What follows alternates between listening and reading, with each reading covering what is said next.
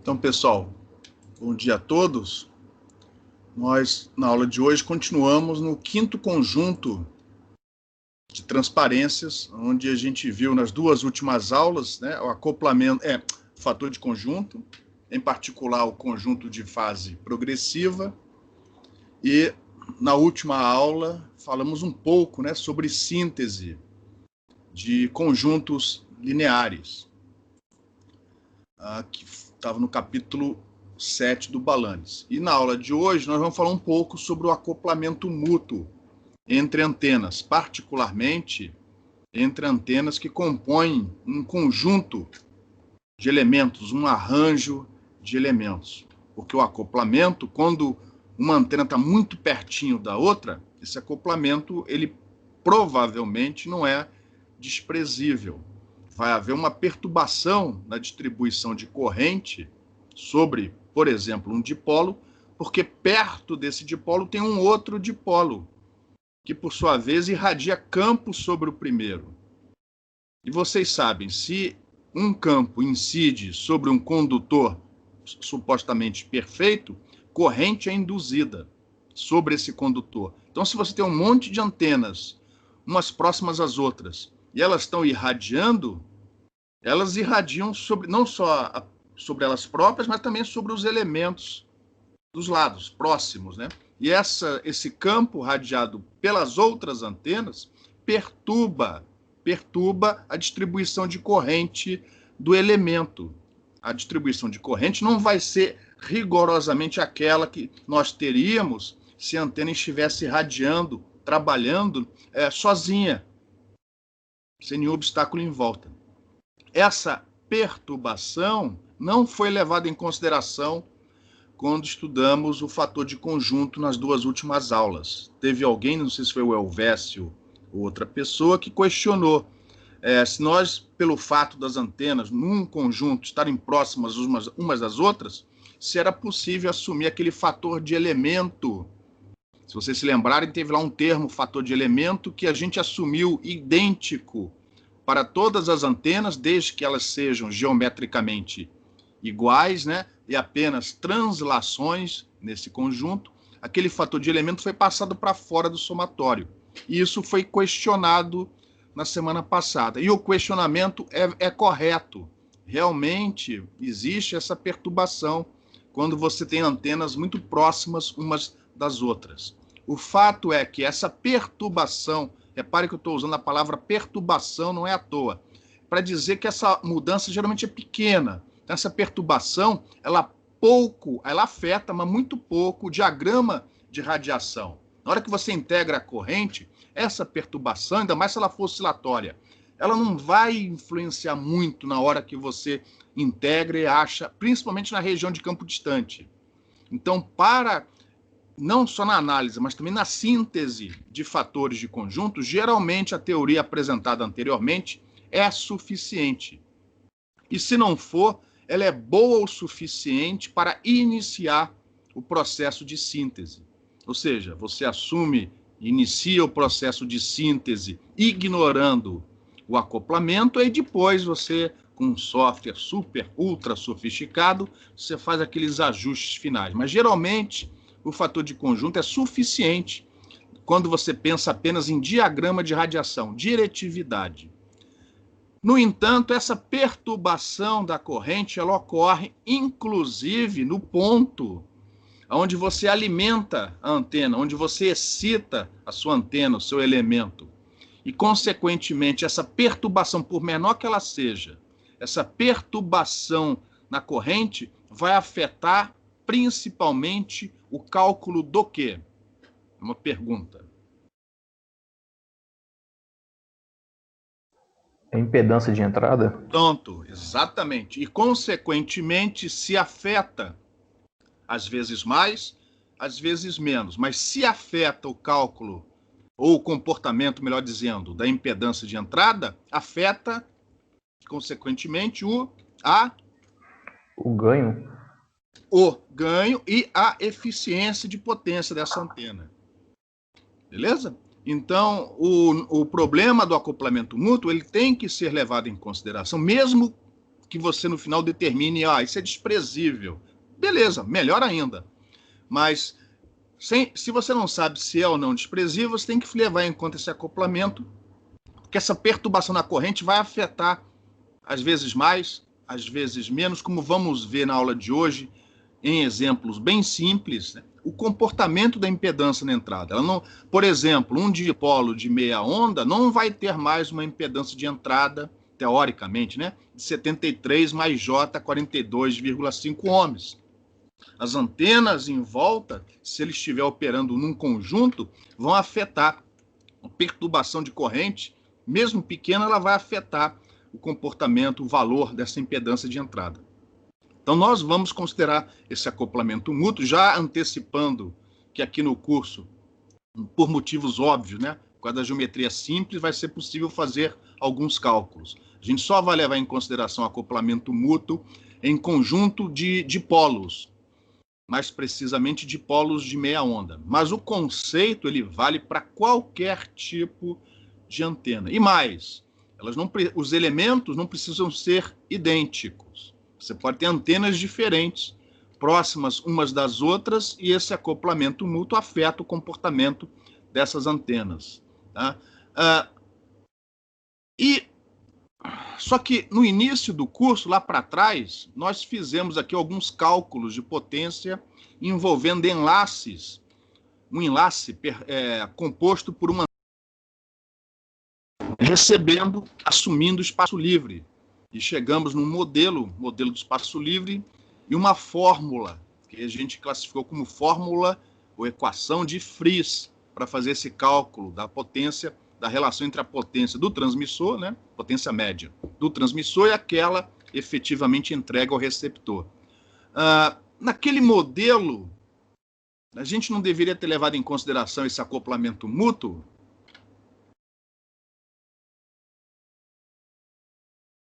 Em nenhum momento, até a transparência de hoje, de agora, a gente não falou em acoplamento mútuo. Lá atrás a gente não falou. A gente deveria ter levado em consideração? Quem acha que sim, levanta a mão. Como eu não estou vendo ninguém levantando a mão, então, não precisa levar, porque as antenas, se você está usando a fórmula de Friis, é porque elas estão longe uma da outra. Então, esse acoplamento mútuo é desprezível. Desprezível. Tá? Então, a gente só leva em consideração o acoplamento mútuo se essas antenas estiverem muito próximas umas das outras. Da ordem de 1, 2 comprimentos de onda no máximo. Mais do que isso, o acoplamento mútuo, a não ser em determinados tipos de antenas impressas, onde por causa do substrato dielétrico, né, o campo que é guiado através do substrato acaba alcançando, né, as antenas daquele conjunto com mais amplitude, né? Pergunta? Eu não sei aqui, mas a sua tela parou de aparecer para mim aqui. Isso. O mesmo acontece para os outros? Parece que tá travado. Oi? Para mim não tá aparecendo, não. Vamos ver aqui. Interessante, Para hein? mim voltou. Vou parar o compartilhamento, sem parar a gravação. Eu vou agora voltar a compartilhar a tela. O que aconteceu para vocês? Para mim continua sem aparecer a tela. Então eu vou pedir, para também. não parar a gravação, eu vou pedir que quem não está me vendo, saia do Skype e volte, por favor.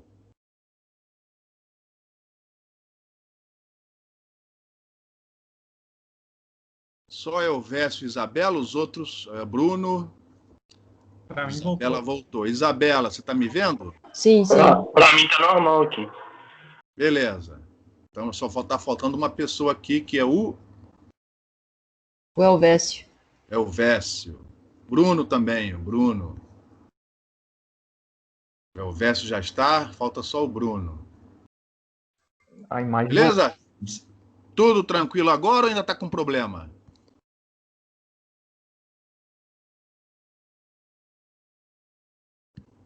Alguém não está vendo esta tela?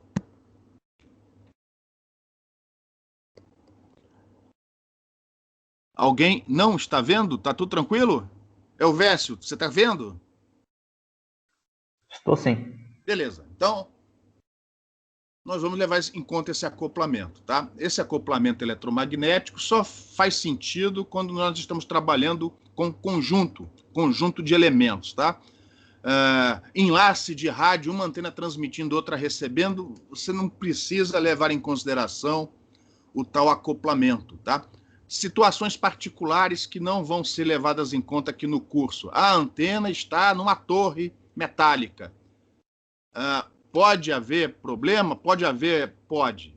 Tá? A gente vai ver aqui, na verdade, um caso particular, quando você tem a antena na presença de um plano condutor, que a gente vai assumir perfeito e infinito. Sim, aí tem problema, o acoplamento. Uma antena refletora que vai ser colocada numa sonda espacial que vai ser mandada para Júpiter.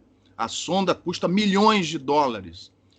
Nessa situação, é interessante levar em conta o acoplamento, que é muito caro, então o preço do projeto mais elaborado já vai estar embutido, e é uma antena só, você nunca mais vai construir uma coisa parecida com aquela. Então, essas situações especiais, a gente às vezes leva em consideração o acoplamento da antena com o ambiente em volta dela na hora de fazer o projeto, de definir o diagrama de radiação. Aqui no curso, a gente só vai se preocupar com o acoplamento mútuo quando as antenas estão próximas umas das outras, como num conjunto, ou então quando elas estão na presença de um plano terra, assumido condutor elétrico perfeito e infinito.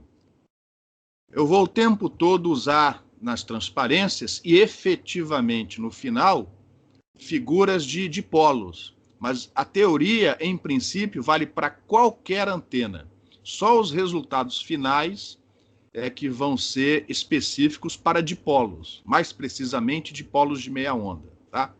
Eu estou usando agora dipolos porque é mais fácil desenhar dipolo do que uma outra antena. Essa teoria está no capítulo 8 do Balanis, mais precisamente seção 8.6. Eu vou aqui, ó, isso aqui não é um enlace de rádio, são duas antenas, depois a gente vai estender para mais antenas, mas por enquanto só duas antenas, e não é uma transmitindo e outra recebendo, as duas estão operando em conjunto. A análise é sempre mais fácil com as antenas transmitindo, mas a teoria vale inclusive para a antena recebendo, para o conjunto recebendo, tá? Então, tudo que a gente fizer para as antenas transmitindo, vale também para a antena recebendo. Mais especificamente, a gente vai calcular daqui a pouco o efeito desse acoplamento na impedância de entrada de um dos elementos. Isso vale tanto para a transmissão como para a recepção. Mas, por simplicidade, a gente vai assumir sempre essas antenas transmitindo. Então, aqui, ó, as duas estão transmitindo em conjunto. Isso aqui é um conjunto transmissor, não é uma antena transmitindo para outra, tá? E, por enquanto, a gente só vai fazer com dois elementos, mas nós vamos estender daqui a pouco para N elementos. E aí o que nós vamos fazer, ó, do lado da antena 1, nós vamos ter um gerador A. Tem esse gerador, nos nossos exemplos, nos nossos problemas, ele vai ser composto por uma fonte de tensão ideal e uma impedância interna, que eu vou chamar aqui nessa figura de ZAG. O A é porque é da situação A aqui atrás e o G é porque é do gerador. E do outro lado, pode ser, do outro lado não, no outro elemento, pode ser que também tenha um outro gerador. Por exemplo, cada uma é excitada ou alimentada através de um cabo coaxial. Então, do outro lado também pode ter um gerador. E aí é a mesma ideia do que eu tinha aqui, só que trocando o índice A pelo índice B. E aí você tem essa região toda aqui, ó, fora dos terminais desses geradores, que corresponde ao espaço livre, onde essas duas antenas, esses dois elementos estão trabalhando, operando, em princípio, transmitindo. Se eu estou agora, nesse momento, preocupado com o comportamento de impedância, e vocês, praticamente todos vocês são engenheiros eletricistas, como é que eu posso tratar esse problema do ponto de vista da teoria de circuitos? O que eu poderia colocar aqui, ó, nesse espaço em branco? A pergunta não é boa, mas eu acho que alguns entenderam. Como é que eu posso resolver esse problema usando conceitos de circuito? Isso aqui funciona como se fosse o quê?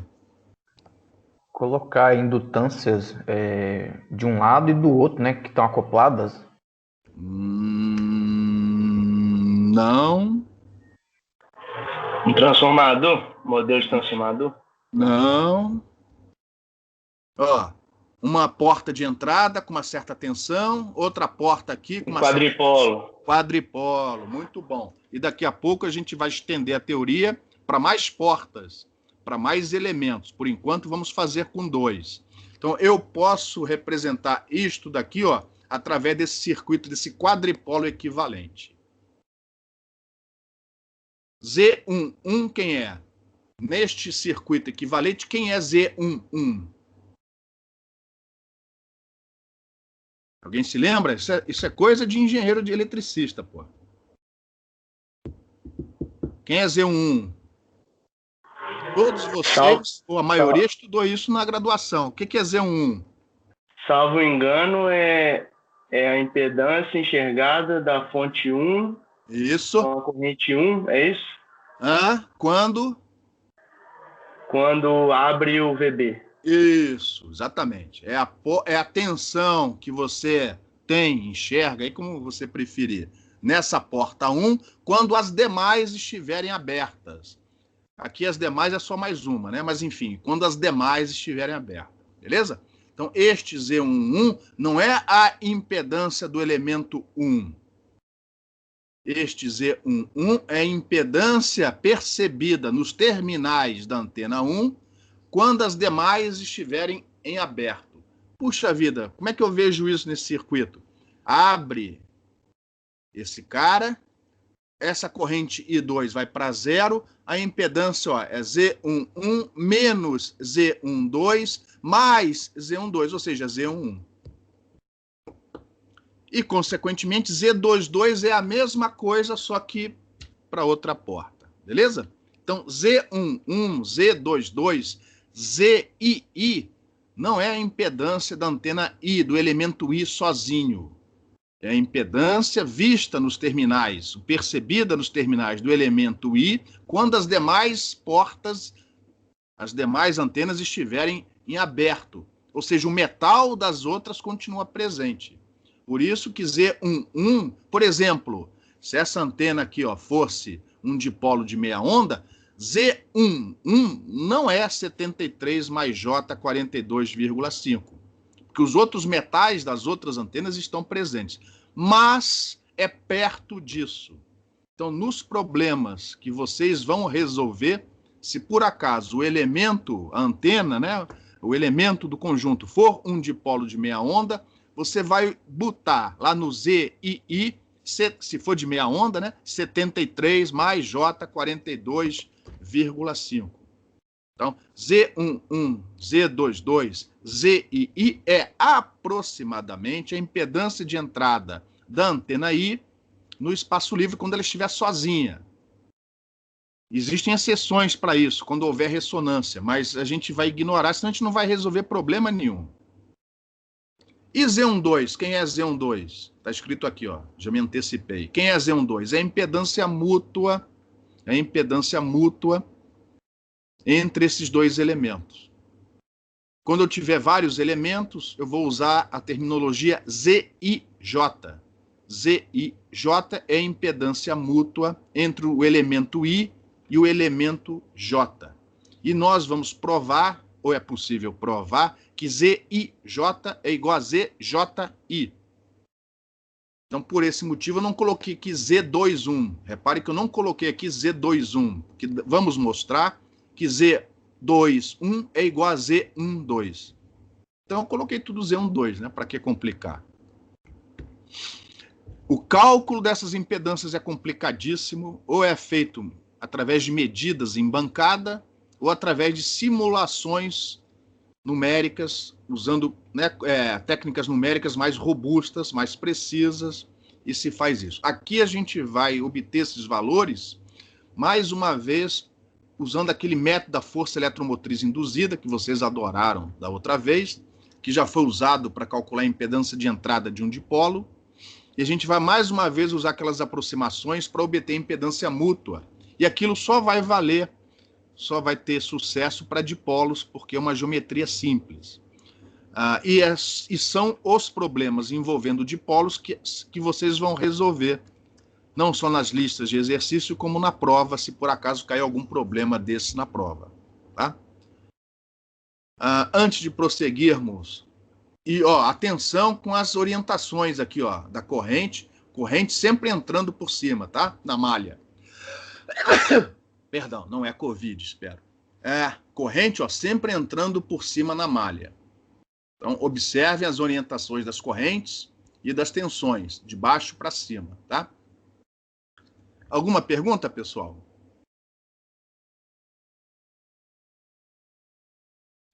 Alguém nunca tinha visto quadripolo antes? Não vale dizer, não me lembro. Assim. Alguém nunca viu quadripolo antes? Então, para vocês não há novidade nenhuma. Vocês vão resolver os problemas como se fosse um problema simples de circuitos. Alguns de vocês devem ter resolvido problemas parecidos desde o tempo do colégio. Eu já via essas coisas, não antena, né, lógico, mas quadripola, essas coisas, a gente antigamente, pelo menos, já se estudava na escola. Então, vamos dar um exemplo. A teoria geral vale, inclusive, para esta situação. A excitação apenas num dos elementos, o outro é totalmente passivo, é um pedaço de metal. Ou seja, aqui você tem um curto. O modelo vale? Vale. É só você tirar o gerador na porta 2 e botar lá um curto, pô. Essa antena vai irradiar como se tivesse as características da impedância na entrada dessa antena. São aquelas da antena sozinha? São aquelas da antena sozinha, sim ou não? Não. Não. Por quê? Porque o metal está presente. O metal da antena 2 está presente, vai perturbar. Por quê? Essa antena irradia, o campo chega aqui, encontra esse suposto condutor elétrico perfeito, correntes são induzidas na superfície desse condutor e corrente oscilando, né? O Hertz provou, a gente acredita, ela irradia. Então esse metal aqui, uma vez tendo correntes induzidas oscilando, variando com o tempo, ela vai irradiar um campo. E, por sua vez, esse campo encontra de volta o metal da antena 1. Vai induzir corrente, vai perturbar a corrente, de maneira que a presença desse elemento afeta o comportamento da corrente e, consequentemente, da impedância na entrada. E como é que você resolve esse problema? Resolvendo esse circuito equivalente. Repara, aqui eu coloquei no lugar da tensão, na porta 2, eu coloquei um curto, ou seja, V2 é igual a 0. Agora, o fato de V2 ser igual a 0 não significa... Aliás, significa que 2... significa que você vai ter, sim, uma perturbação nessa corrente. Não é simplesmente dizer que a impedância de entrada é Z11. E aí você vai ter que resolver esse circuito equivalente. Isso tudo aqui, nos terminais da antena 1, equivale a uma impedância equivalente. Essa impedância equivalente é a sua nova impedância de entrada para essa situação. Eu quase me atrapalhei aqui, mas alguma pergunta? Ficou alguma dúvida? Eu tenho. Eu posso usar esse modelo de acoplamento mútuo para descobrir qual que é a energia recebida por uma antena que está na região de Campo Próximo ou na região de Fresnel? Pode. Só que o problema é calcular os valores dessa impedância. Pode. Vou te dizer como, tá? Boa pergunta. Vamos supor que você põe aqui por exemplo, você troca o gerador nos terminais 2 por uma resistência. Entendeu? Então, é uma resistência, uma carga, um receptor ligado nos terminais da 2, aonde uma está perto da outra, ou seja, esse acoplamento. A gente vai ver daqui a pouco que, na medida em que a distância entre os elementos aumenta, o Z12, como esperado, tende para zero. Ou seja, as malhas se desacoplam. Mas se estiver perto, você troca isso aqui por uma carga. Vai ser a carga do gerador. Faz o cálculo do circuito, isso vai te dar a potência entregue para aquela carga. É possível sim. Tá? Respondeu a pergunta ou só complicou? Entendi, beleza. Beleza, tá? No caso de antenas muito afastadas, esse Z12 tende para zero. Então desacopla. E aí você vai chegar na fórmula de Friis, se as antenas, uma estiver na região de campo distante da outra. Então, para fórmula de Friis, não precisa acoplamento. O Z12 é zero.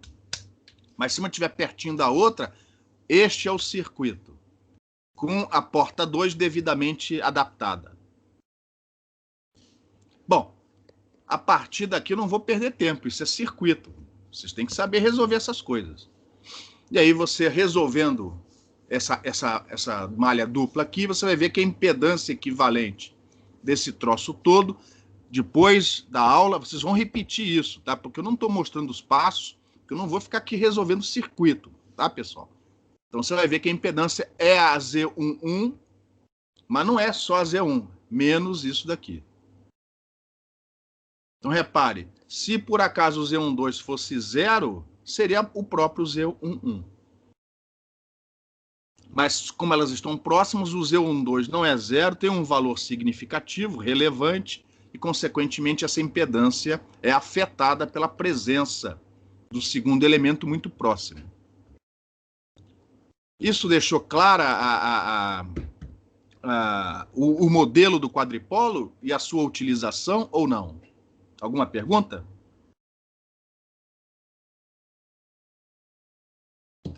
Mais um exemplo, só para fixar a ideia. Eu posso ter dois elementos que são alimentados por um gerador, um divisor de potência, metade para um lado, metade para o outro, dois cabos chegando nos elementos com o mesmo tamanho. Ou seja, os dois elementos são excitados, alimentados, se você preferir, com a mesma amplitude e a mesma fase. No nosso modelo de circuito, isso significa V1 igual a V2. E sendo os elementos idênticos, Z11 igual a Z22. Por isso que eu chamei aqui, ó, ao invés de Z22, eu estou dizendo que é Z11. Porque eu estou dizendo no enunciado que os elementos são idênticos. Então, se os elementos são idênticos, o Z22 é igual a Z11 e vice-versa, eu preferi chamar de Z11. Nesse caso particular, alimentados de forma idêntica. Então, V2 é igual a V1 e, por simetria, I2 é igual a I1. E aí, esse, mais uma vez, é o circuito equivalente, visto dos terminais da porta 1, por simetria é o mesmo na porta 2. Se você resolver essa malha, lembrando que a corrente que passa por aqui, ó, a corrente que passa aqui por Z12, vai valer quanto? É 2 e 1. 2 e 1. Então, repare, a impedância na entrada vai ser Z11 menos Z12 mais 2 vezes Z12. Então, a impedância, neste caso particular, vai ser Z11 mais Z12. Repare que se os elementos estiverem muito afastados um do outro, o Z12 vai para zero, novamente a impedância, ó, fica só Z11. Mas se os elementos estiverem próximos, muito próximos um do outro, a impedância Z12 vai ter um valor relevante, vai afetar a impedância na entrada. Isso é para cada dipolo, tá? No caso aqui, você vai calcular a potência de um lado, a potência do outro é a mesma, você dobra esse resultado no final.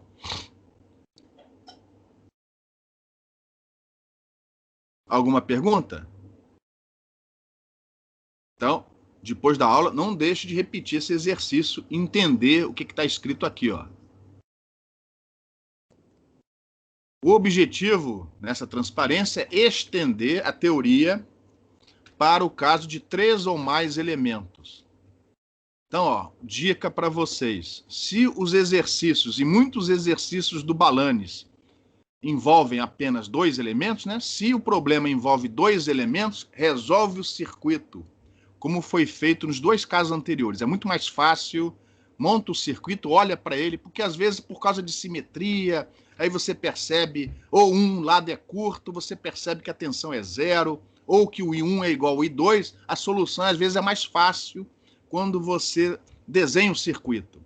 Mas se você tiver 3 ou mais elementos, o desenho do circuito, a topologia do circuito vai ficar muito complicada. Então, quando você tiver 3 ou mais elementos, você vai usar uma matriz para resolver o problema. Então, antes de partir para o caso geral, eu vou mostrar como seria a equação matricial equivalente para o caso de um quadripolo, 2 portas. Então, repare, a linha, ó, aqui temos uma matriz que representa as diversas impedâncias do circuito. Aqui, ó, temos uma matriz coluna que representa as correntes em cada uma porta, 1 e 2. E do outro lado, a matriz coluna representando as tensões. Então, repare, ó, que a primeira linha dessa equação, ó, V1 igual a Z11 vezes I1 mais Z12 vezes I2 corresponde ao resultado da primeira malha. Repara, a impedância aqui, ó, é vezes I1, né? I1 multiplicando Z11 menos Z12 mais Z12, ficou só o Z1. Porém, tem a corrente, ó, I2 que passa aqui, mais I2 vezes Z12. Então, repare, a primeira malha, a relação entre tensão e corrente e correntes na primeira malha é a primeira linha da matriz. A segunda linha é o que acontece na segunda malha. E nós vamos mostrar daqui a pouco que Z12 é igual a Z21. Então, por isso, ó, por isso não, eu deixei aqui o 2,1 só para vocês enxergarem a lei de formação da matriz no caso de mais de 2 elementos. Em relação ao circuito para 2 elementos e a equação matricial correspondente, alguma pergunta?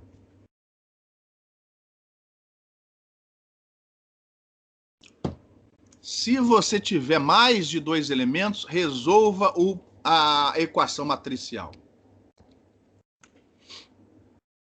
Então, na matriz tensão-coluna, você vai pular as tensões em cada uma das portas. Você vai numerar as portas, aí você numera do jeito que você quiser, mas uma vez numeradas as portas, você não pode mais embaralhar as ordens.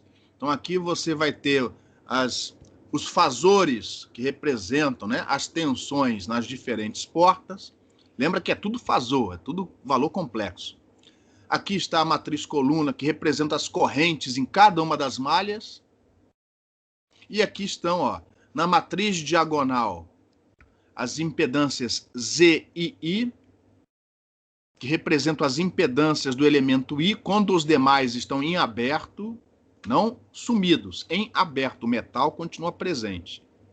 E nos outros elementos, Z e J, são as impedâncias mútuas entre o elemento I e o elemento J, sendo que a gente consegue mostrar que ZIJ é igual a ZJI, se todas as antenas, todos os elementos foram feitos de materiais recíprocos, né? Lineares, em particular lineares, e, no nosso caso aqui, homogêneos e isotrópicos também. Então, se você tiver mais de 2 elementos, usa a matriz. Não tenta fazer o circuito. Se forem só 2 elementos, eu sugiro resolver usando o circuito. Alguma dúvida, alguma pergunta?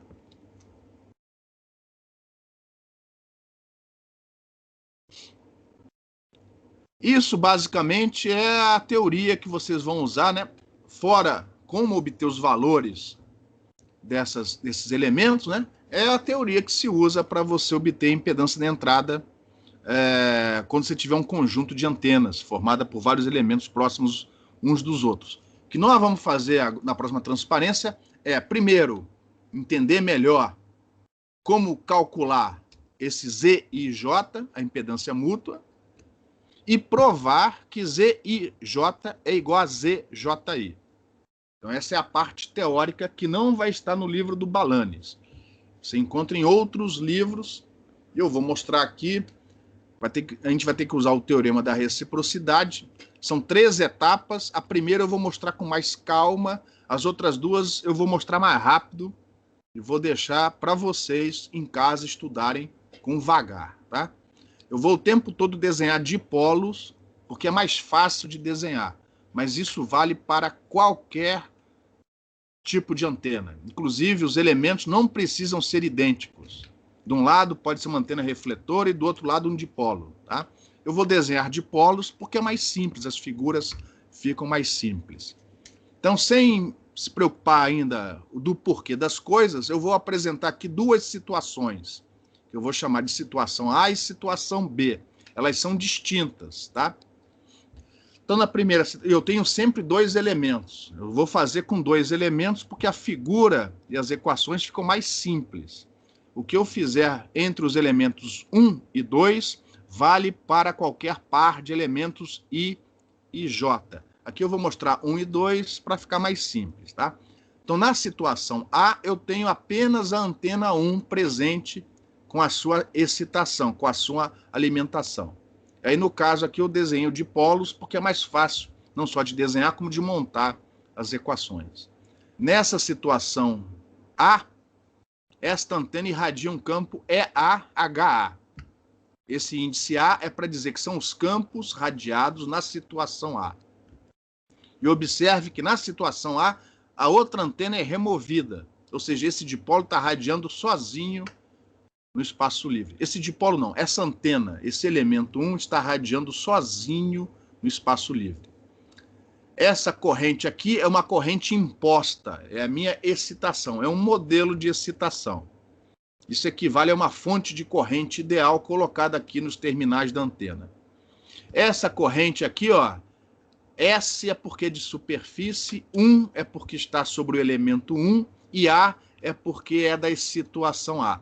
É a corrente, né? Uma vez que esse campo é irradiado, envolve a antena, é a corrente que aparece induzida no metal. É aquela corrente que a gente assumiu senoidal quando a gente analisou um dipolo, por exemplo. Para uma outra antena vai ser algo mais arbitrário. E eu tenho a situação B, onde agora eu ponho de volta o elemento 2 e a excitação é só no elemento 2. Mas, olha só, a antena 1 está presente. Nessa situação B, a antena 2 não está irradiando, não está transmitindo, não está operando sozinha. Ela opera com a outra presente, porém, ó, aberto. Ó. A tensão aqui, ó, é um aberto, né? Não é nula. Seria nula se fosse um curto, né? Aqui a tensão, ó, é de circuito aberto. Os terminais da antena 1 estão abertos. Essa situação, né, depois que entra no transitório, etc., você tem um campo radiado EB e HB. De tal maneira que aparece corrente induzida não só no metal, no condutor, né, na superfície do condutor perfeito da antena 2, como também, ó, na antena 1. Aqui não tem excitação, só aqui. Mas aparece corrente induzida, porque tem campo. E como elas estão próximas, esse campo é intenso, então a corrente induzida na antena 1, na superfície da antena 1, provavelmente é relevante. Ela vai ser levada em consideração aqui na situação B. Quanto mais afastada tiver uma antena da outra, mais essa corrente tende para zero, obviamente, né? Em relação às 2 situações, alguma pergunta?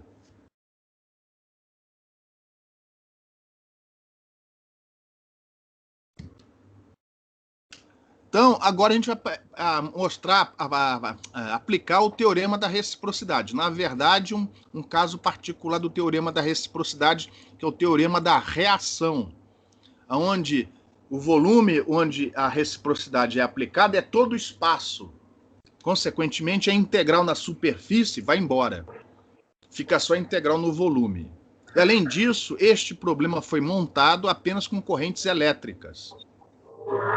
De maneira que a parcela que envolve corrente magnética e campo magnético não aparece nessa equação. Opa, rádio? Tem um microfone aberto aí. Deixa eu aproveitar a parada. Vocês continuam me vendo? A gravação está sendo feita? Está tudo tranquilo? Sim. Beleza, obrigado. Então, ó, quando você aplicar o teorema da reação, capítulo 2 do Balanis, aqui está, ó, é a corrente de uma situação multiplicando escalarmente o campo da outra situação. Essa aqui é a corrente na situação A, multiplicando escalarmente o campo elétrico da situação B. Do outro lado é o oposto, é o campo elétrico da situação A, multiplicando escalarmente a corrente da situação B. Isso tudo integrado no volume. Consequentemente, como as correntes estão apenas nas superfícies, isso vão acabar virando integrais de superfície, né? Porque, por exemplo, aqui não tem corrente no volume. No volume não tem corrente fora da superfície, né? Então, essas integrais eventualmente vão virar integrais de superfície. Em que superfície? Na superfície onde tiver a corrente. Por exemplo, aqui, ó, não existe nem, né, na situação A, não existe nem essa superfície. Então, aqui, ó, é na superfície do dipolo 1, da antena 1. Enquanto que aqui, ó, esta parcela vai ser na superfície da antena 1, enquanto que as outras vão ser na superfície da antena 2. É onde houver antena. É onde houver a corrente, melhor dizendo, né? Eu falei errado, é onde houver a corrente. Sim ou não?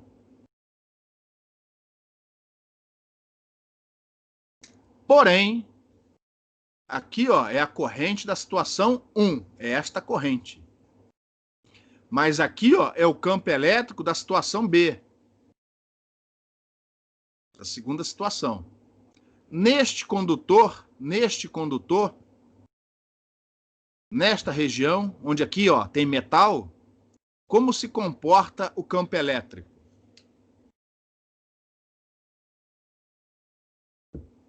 Ele é o campo direto, mas o campo espalhado. Sim, ótimo, boa, mas não foi isso que eu perguntei. Como é o comportamento, qual é a condição de contorno sobre a superfície desta antena, que eu estou assumindo condutora elétrica perfeita? O campo elétrico tangencial é nulo. Nulo. Logo, nesta região, o campo tangencial EB é nulo. Mas aqui não. Aqui, onde tem a excitação, não. Então, repare, quando eu fizer esta integral, o campo EB nesta superfície é zero. Quer dizer, a sua componente tangencial é zero. Exceto aqui, ó. Então, desta integral, só vai sobrar o EB escalar este segundo termo. Porque apesar dessa corrente não ser zero, aonde ela existe, a componente do E na direção dela é zero, porque é o E desta situação. Então, nesta integral aqui, só vai sobrar o segundo termo. E, consequentemente, esta integral avaliada só na região do gap, onde eu ponho a minha excitação. Isso ficou claro?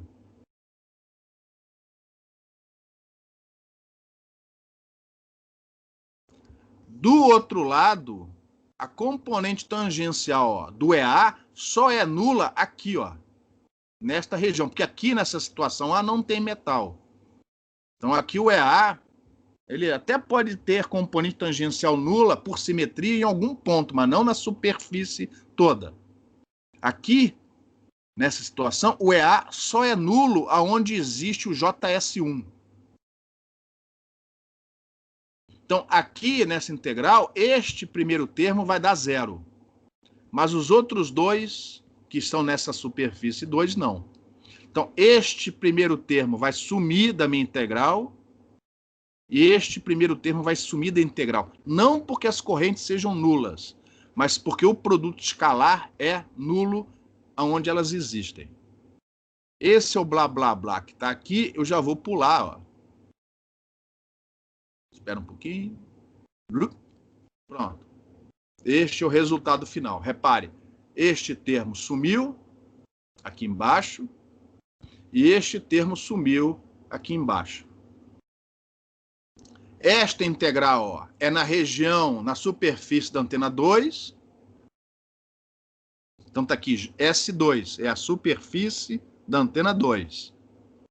E essa integral também é de superfície. Mas não é sobre a antena 1 toda, é só sobre esse gap. Aí eu coloquei aqui gap 1. Só para dizer que nesse cilindrinho aqui, ó, que representa o lugar onde eu defini a excitação da antena 1 nessa situação A. E aí, ó, como eu posso interpretar essa corrente aqui, ó? Estou voltando para a integral na superfície 2, ó. Eu, ao invés de chamar de JS no metal e JS no gap, eu vou dizer, pô, isso aqui é o JS na antena toda. É o JS na antena toda. Na superfície da antena toda, independente se está no lugar onde eu pus a minha fonte de corrente ou onde tinha metal e, consequentemente, apareceu essa corrente induzida.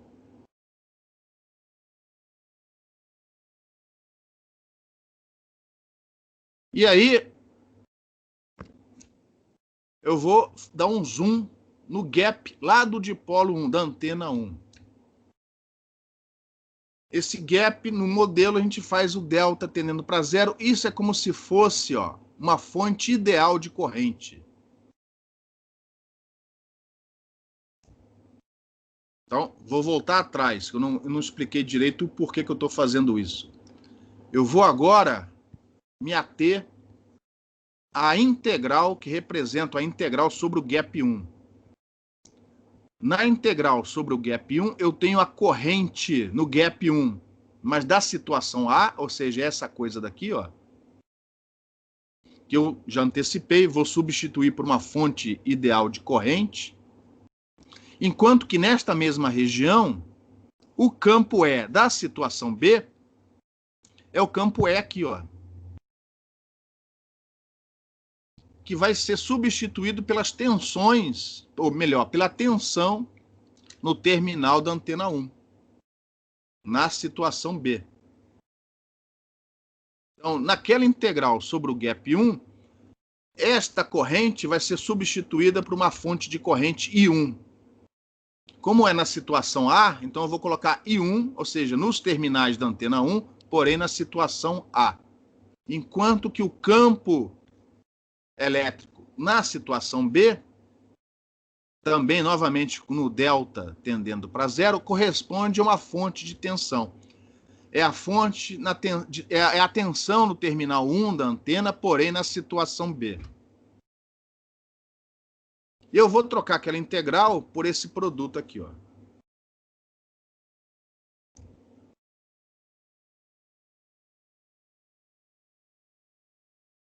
Acontece que situação é essa? Situação B. Vamos voltar para trás.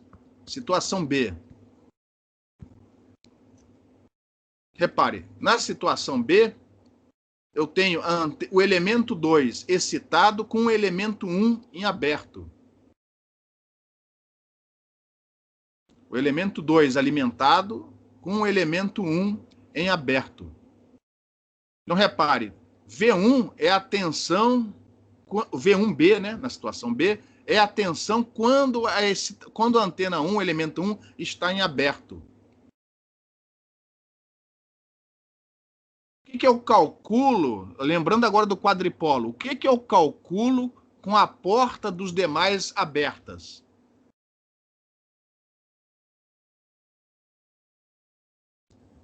ZII. É a impedância mútua. Então, por definição, vamos entender melhor, porque o quadripolo não está desenhado aqui, ó. Vamos entender melhor esta relação, tá? Vamos entender melhor esta relação. O que é Z12? Lá no quadripolo. Só um momentinho, por favor. O que é Z12? Se não tivermos corrente na malha 2... Não, peraí, só um momentinho.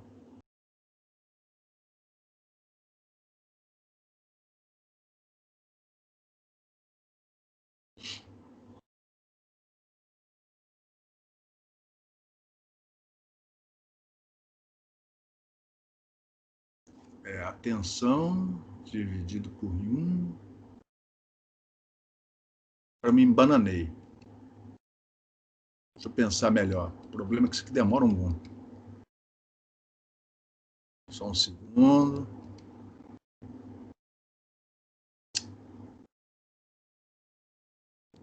Z12 é a razão V1 sobre I2 quando I1 é igual a 0. Vamos ver se é isso? Z12 é a razão V1 sobre I2 quando I1 é igual a 0. Vamos voltar no quadripolo. V1 sobre I2, V1 sobre I2. V1 sobre I2. V1 sobre I2 quando I1 é igual a 0. Se o I1 não existir, perfeito. Se não existe I1, ó, repara, se não tem corrente 1, se corrente 1 é igual a 0, não tem queda de tensão nisto daqui, não tem queda de tensão aqui, porque não tem corrente, consequentemente, V1 é a tensão aqui, ó. E como não tem 1, a única corrente que passa aqui é a corrente 2. Então, repare, uma definição para Z12 é a razão entre V1 e I2 quando I1 é igual a 0.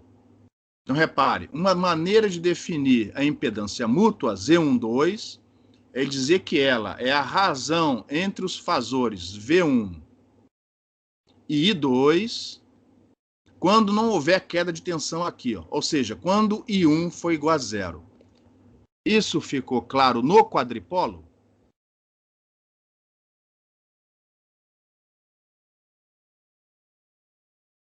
Sim ou não? No quadripolo ficou, mas beleza, eu beleza. não enxerguei Então, por que o... Sim. Por que chegou naquele resultado? Porque Isso. você está alimentando a antena 2. A antena 1 está aberta. Então, para mim, ia calcular o Z e I. Entendeu? Então, repare. A antena 2 está alimentada. Obrigado por ter me ajudado. A antena 2 está alimentada. A antena 1 está... aberta. Quando a antena 1 está aberta, quanto vale 1? E 1 vale 0. Pronto, é isso. Eu me enrolei, mas não precisava ter me enrolado. Você acabou respondendo. Na situação B, a antena 2 está excitada. A antena 1 está presente, mas ela está aberta. Logo, se ela está aberta, é porque I1 no quadripolo é 0. Logo, a relação entre V2 e I1 é o Z12. O V1 e I2, perdão, o I1 é 0. A relação entre V1 e I2 é Z12. Enxergou? Vocês enxergaram ou não?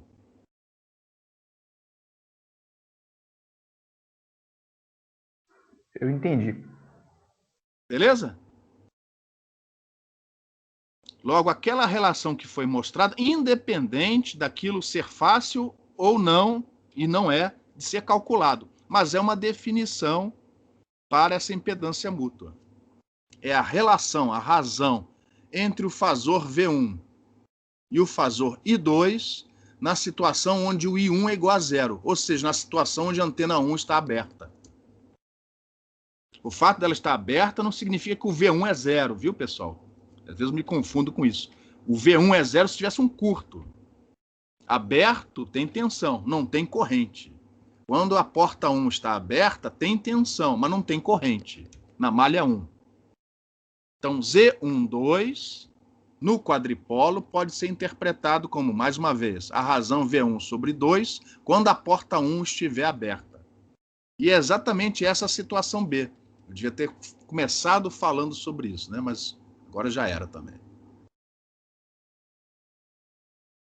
Então, esta é... Oi. Eu garrei um pouco nessa parte. Por que você conseguiu aplicar o teorema da reação aí, se são situações tão distintas, entendeu? Eu não enxerguei isso. Tá. Tem uma explicação que ficou uma ou duas transparências para trás. É porque, apesar de serem situações distintas, o volume é todo espaço. E dentro dos metais não tem campo. Então, por isso que vale. Eu não vou entrar em detalhe agora. Eu posso te tirar essa dúvida depois por e-mail.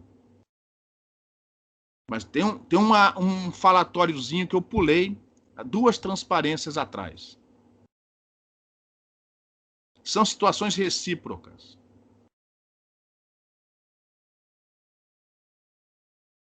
Bom, vamos prosseguir. Aí eu vou andar mais rápido agora. Eu proponho 2 outras situações, as situações C e D, onde a situação C é parecida com a situação A, só que eu vou retirar a antena 1 e, mantida a antena 2, colocar a excitação na antena 2. Enquanto que a situação D vai ser as 2 antenas presentes. Só que quem vai estar aberto agora não é mais a antena 1, e sim a antena 2. Ou seja, através da situação D, eu vou chegar no cálculo da impedância mútua Z21, que vai dar exatamente, por causa da simetria entre as situações, vai dar exatamente este resultado, só que trocando os índices 1 com o índice 2, a letra A pela letra C e a letra B pela letra D. Então, definindo essas 2 situações agora, que são complementares às anteriores, a situação C é parecida com a situação A. Só que agora é a antena 2 que está presente, alimentada por essa fonte de corrente. E a situação D, onde as 2 antenas estão presentes, só que a excitação, ao invés de estar nos terminais 2, está no terminal 1.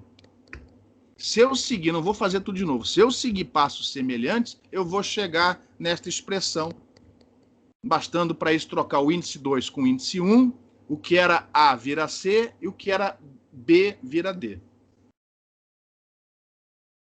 É a mesma filosofia, ou seja, se você não entendeu antes, vai continuar sem entender. Por isso, tem que ler com calma depois da aula. Leia com calma depois da aula. Então, essa é uma expressão independente de ser fácil ou ser difícil. Fazer este cálculo, independente de ser fácil ou difícil, é assim que se calcula, é assim que se define a impedância mútua Z21.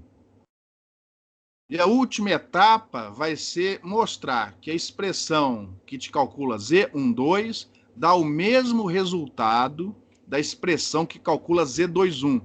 Ou seja, ZIJ é igual a ZJI.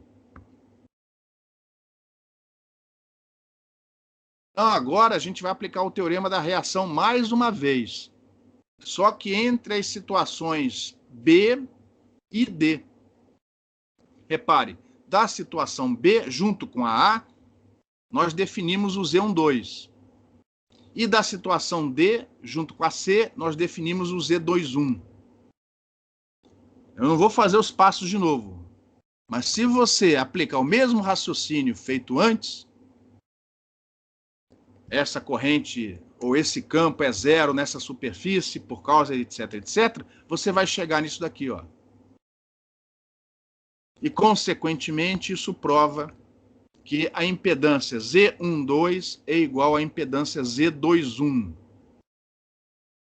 E se você estender para 3 ou mais elementos, passos semelhantes vão mostrar para você que a impedância ZIJ é igual à impedância ZJI, se todos os meios materiais forem recíprocos, lineares, homogêneos e isotrópicos. Tirando fora o teorema da reação, alguma pergunta?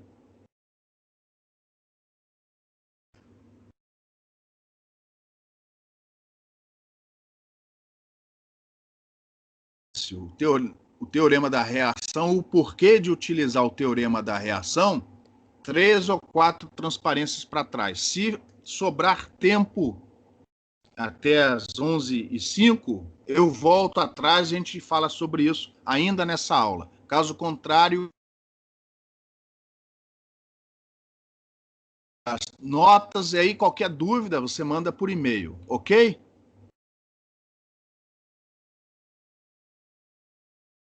Alô? Oi? A gravação continua no ar? Sim. Beleza? Então vamos lá. Nós vamos agora fazer cálculos com aquelas expressões que apareceram antes. Só que não é fácil você, até por causa da presença do metal, saber qual é o campo radiado pelos elementos e, mais do que isso, qual é a distribuição de corrente que eu tenho sobre o metal, principalmente por causa da presença dos demais.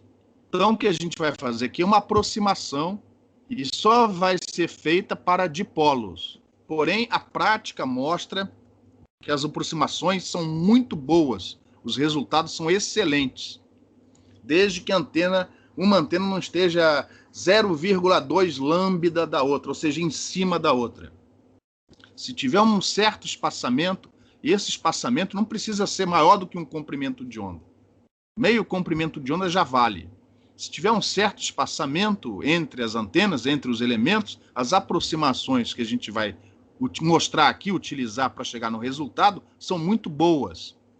Mais tarde, quando a gente for falar sobre o método dos momentos, a gente vai uma técnica numérica mais rigorosa para calcular corrente na superfície das antenas, a gente vai usar o método dos momentos para resolver este problema e comparar com os resultados da aula de hoje. Vocês vão ver que, a não ser no iniciozinho, quando uma antena está muito pertinho da outra, os resultados do método dos momentos batem quase que em cima dos resultados aproximados que a gente obtém utilizando essa técnica que eu vou falar agora. Essa técnica, para dipolos, ela é muito boa, tá? E ela é baseada, mais uma vez, no método da força eletromotriz induzida. E esse método assume que a distribuição de corrente sobre um dipolo continua senoidal. Então, mais uma vez, a gente vai assumir o elemento dipolo. Lembrando que agora a teoria só vale para dipolo. A gente vai assumir esse elemento dipolo excitado pelo centro sobre o eixo Z. O tamanho do dipolo é L1, porque, como tenho vários elementos, tudo que for da antena 1, eu vou pôr o índice 1. Então, essa antena tem um tamanho L1, sobre o eixo Z vai de menos L1 sobre 2 até mais L1 sobre 2, e eu tenho uma distribuição senoidal de corrente sobre o dipolo. E lá na aula em que a gente viu rapidamente, né, o cálculo da impedância interna do dipolo, utilizando esta aproximação, a gente conseguiu achar a componente Z do campo elétrico, sem a necessidade de aplicar as aproximações de campo distante. Foi um resultado que a gente já obteve lá atrás e que vai ser usado aqui, ó. Então, se eu estiver interessado no cálculo da componente Z do campo elétrico gerado por uma distribuição senoidal, filamentar senoidal de corrente, a expressão desta componente Z do campo elétrico é dada por essa equação. Se eu precisar das demais componentes, esse cálculo é complicado. Mas se eu precisar apenas da componente Z do campo elétrico, esta é a expressão da componente Z do campo elétrico, desde que a corrente desta antena seja realmente senoidal, o que é uma aproximação. As definições de R0, R1 e R2 estão aqui, ó.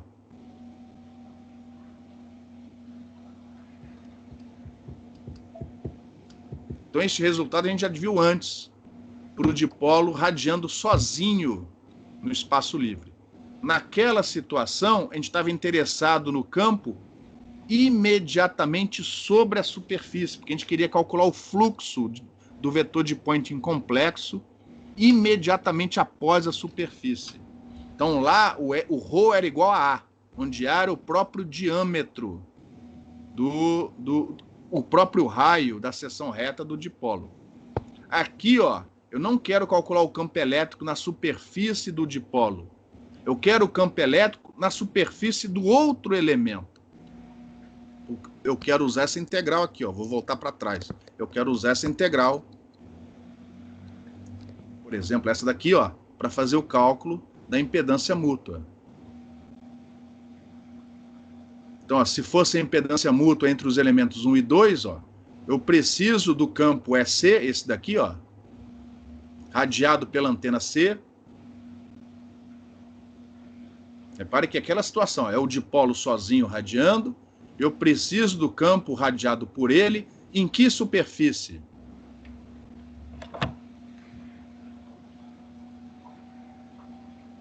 Eu preciso do EC aonde? Aonde eu preciso dele?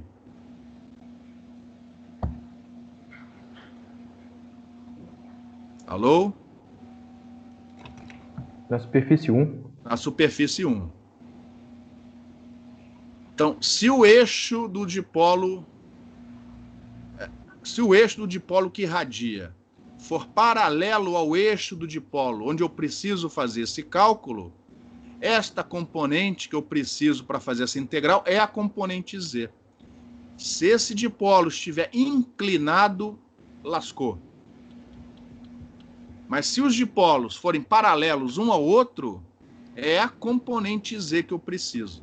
Ou seja, esta teoria que os resultados que vamos obter até o momento valem desde que os dois dipolos, todos os dipolos, né, quando a gente estender para N dipolos, eles estejam paralelos uns aos outros. Então, se os elementos estiverem paralelos uns aos outros, é exatamente a componente Z que eu preciso. E, felizmente, a componente Z eu consigo calcular de forma fechada, desde que a corrente realmente seja senoidal. A corrente vai ser senoidal? Não, não vai. Mas se o acoplamento não for extraordinariamente intenso, a perturbação é pequena. E o resultado mostra-se um resultado bom. Ele é um resultado aproveitável do ponto de vista de engenharia, para você calcular a impedância interna, a impedância mútua entre dipolos, desde que eles estejam paralelos uns aos outros. Então aqui, ó, eu coloquei o segundo elemento. E agora eu preciso integrar aquele campo EZ, radiado pelo primeiro elemento, multiplicar pela corrente do segundo elemento, que, adivinha, eu vou assumir também senoidal, e aí eu chego nessa integral.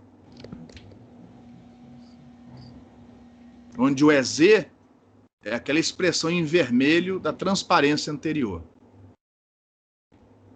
Essa integral ela é complicada, ela não é trivial, mas mostra-se que, se os dipolos forem idênticos, ou seja, L1 igual a L2, e eles forem múltiplos de lambda sobre 2, um caso particular de polos de meia onda, essa integral ela é avaliada em termos das funções senos e cossenos integrais.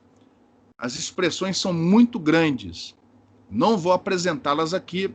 Para alguns casos particulares, as expressões estão no livro do Balanis, por exemplo, seção 8.6.2. Então, dá para obter resultados analíticos em termos de senos e cossenos integrais se os dipolos tiverem o mesmo tamanho e esse tamanho múltiplo de lambda sobre 2. Caso contrário, tem que ser resolvido numericamente. Então, aqui no curso, nós só vamos mostrar resultados para dipolos paralelos um ao outro e de tamanho lambda sobre 2, que são os dipolos mais usados na prática. As expressões para esses casos estão no Balanis. Eu não vou mostrar as expressões, eu vou mostrar os gráficos. Então, eu vou mostrar aqui para vocês gráficos de impedância mútua entre dipolos de meio comprimento de onda. O Balanis apresenta resultados para 3 situações. Aqui eu só vou mostrar resultados para 2 situações. São as mais comuns, que é quando um dipolo está paralelo ao outro, um em frente do outro, um do lado do outro, melhor dizendo, dipolos lado a lado, paralelos eles sempre são. Então, uma situação é quando um dipolo está ao lado do outro, e a outra situação é quando um dipolo está em cima do outro, ou seja, os dois estão sobre a mesma linha. Então, resolvendo as integrais, implementando no MATLAB e gerando os gráficos, eu vou mostrar os resultados para vocês. Então, essa aqui é a primeira situação, onde são 2 dipolos de meia onda, 2 dipolos idênticos de meia onda, afastados entre eles, entre si, de D. A distância D é a distância entre os eixos desses dipolos. E aí você, substituindo estas dimensões nas expressões que podem ser obtidas, você gera um gráfico como esse. Esse é o gráfico da impedância mútua, em parte real, em vermelho, R12, e parte reativa, parte imaginária, em azul, X12. Observem algumas coisas. Primeiro, o comportamento oscilatório, tanto da parte real como da parte imaginária, tanto da parte resistiva como da parte reativa. Então, esse aqui é o valor em ohms em função da distância D. Vai desde 0, se você olhar, a gente não calculou, porque 0, olha só que interessante, quando a distância é 0, um dipolo está sobre o outro. É o resultado obtido para o dipolo sozinho, 73 mais J, 42,5. Quando a distância aumenta, você vai tendo esse comportamento oscilatório que tende para 0 quando a distância tende para o infinito. Aqui eu só plotei até 3 comprimentos de onda. Mas a tendência é esse valor, tanto da resistência como da reatância, o valor tender para 0 no limite em que a distância entre os elementos tende para o infinito. Ou seja, o acoplamento mútuo tende para 0 quando as antenas estiverem muito afastadas uma da outra. E não precisa, 2 comprimentos de onda, praticamente, a impedância tem um valor bem pequenininho. Muitas vezes ele pode ser ignorado na prática. Outro detalhe interessante, repare que a resistência, a parte real de Z12, pode ter valor negativo. Ou seja, resistência negativa. Repare, aqui, o valor de R12 é negativo. Por que isso? Está surgindo potência, quer dizer, eu posso botar esses elementos e eventualmente ter um R negativo, ou seja, isso gera potência, gera energia?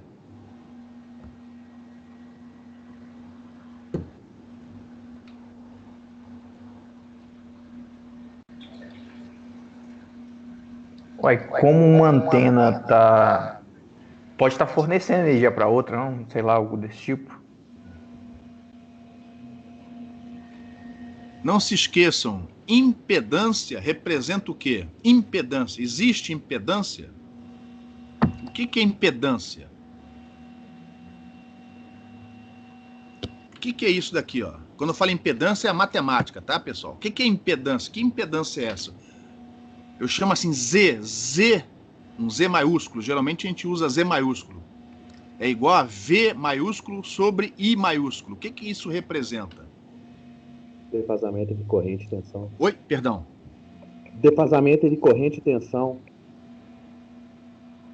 E mais, Z complexo. Impedância é uma razão entre fasores.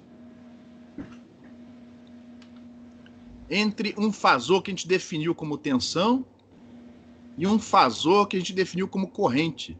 No fundo, isso representa a relação entre fasor campo elétrico e fasor campo magnético.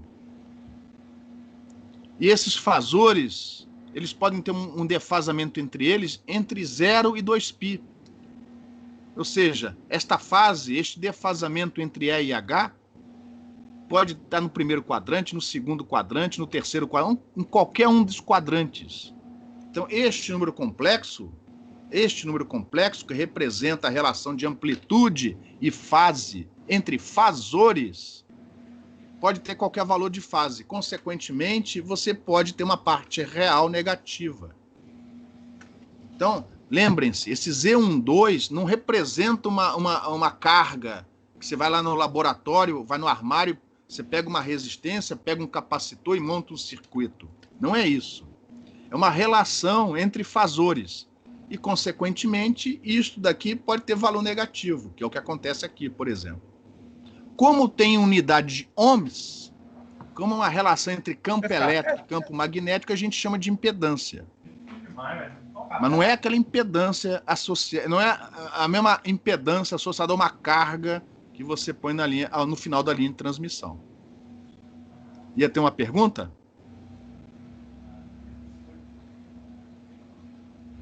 Então, não se espantem. E outra coisa, quando você colocar os valores no seu circuito que você vai resolver, você nunca vai achar que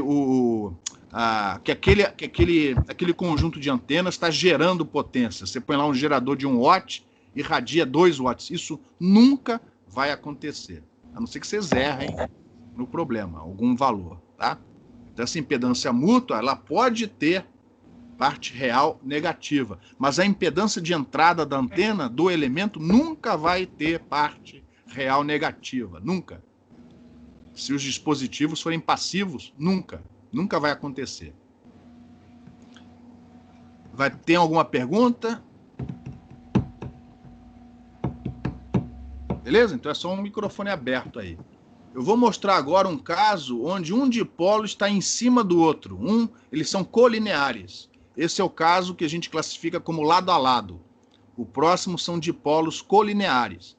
O Balanis mostra também resultados para um terceiro caso, que são os dipolos em Echelon. Ou seja, eles não são nem lado a lado, nem colineares. Mas um está deslocado do outro, mas continuam paralelos entre si. Esse resultado, eu não ponho gráficos aqui para ele não. Tá? Eu só vou mostrar resultados nas transparências para dipolos de meia onda lado a lado e dipolos de meia onda colineares. Mais resultados vocês encontram em outros livros, como, por exemplo, o livro do Balanis. Mas o que vocês acham que vai acontecer com o acoplamento mútuo se um dipolo estiver em cima do outro?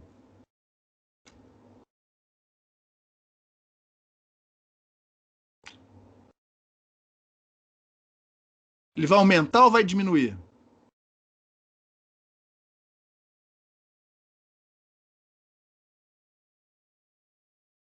Alô?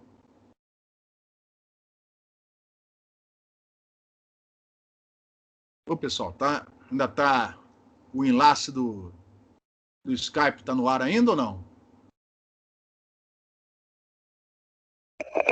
Tá sim. O que vocês acham que vai acontecer com o acoplamento mútuo se os dipolos forem colineares? Esse acoplamento vai ser mais intenso ou menos intenso?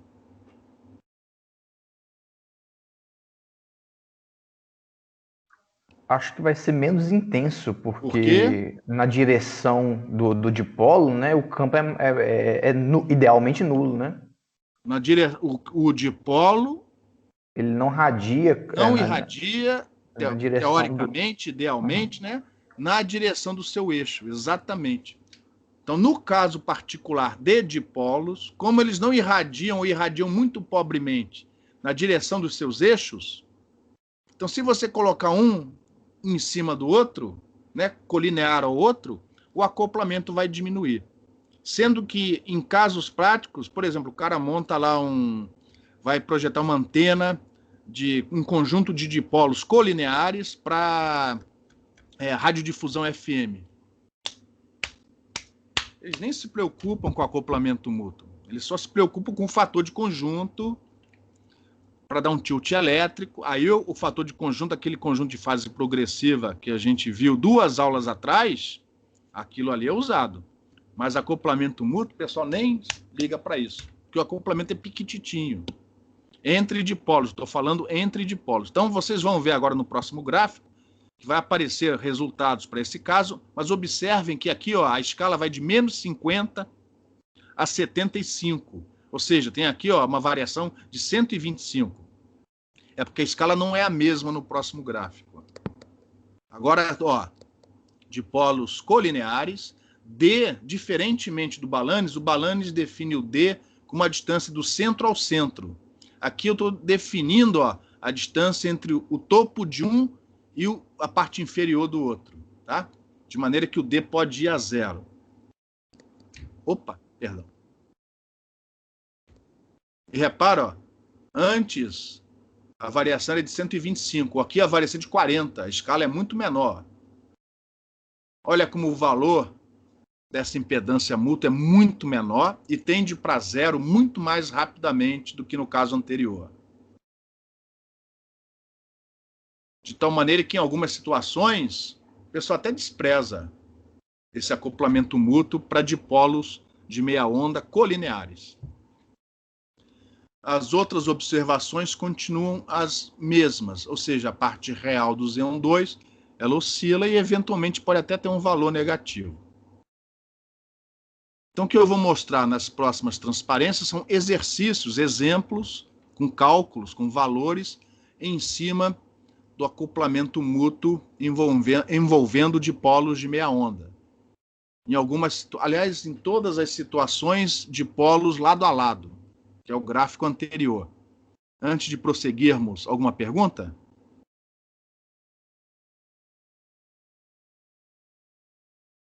Então, a primeira situação, ó, se eu não estiver... Ah, não, perdão, antes disso tem mais um comentário.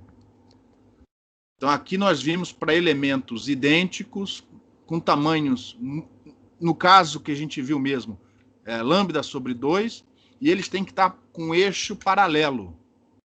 Mas as fórmulas e a aproximação senoidal para a corrente, ela é possível ser utilizado. O problema é que a integral não sai mais, nem mesmo em termos de senos e cossenos integrais. Aquela integral que a gente mostrou antes para calcular o Z12 tem que ser resolvida numericamente.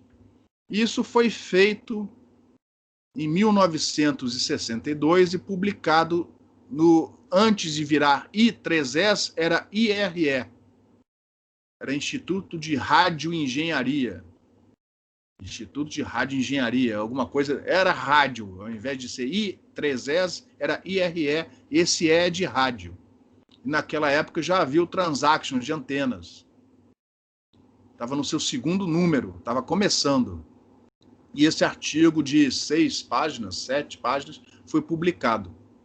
Então, eu gosto de mostrar essa transparência, primeiro para dizer que esse problema já foi resolvido numericamente, tá? Então, os caras propõem lá um algoritmo que, dado, inclusive, o tamanho de um elemento não precisa ser igual ao tamanho do outro elemento. O L1 pode ser diferente do L2 e não precisam ser múltiplos de meio comprimento de onda.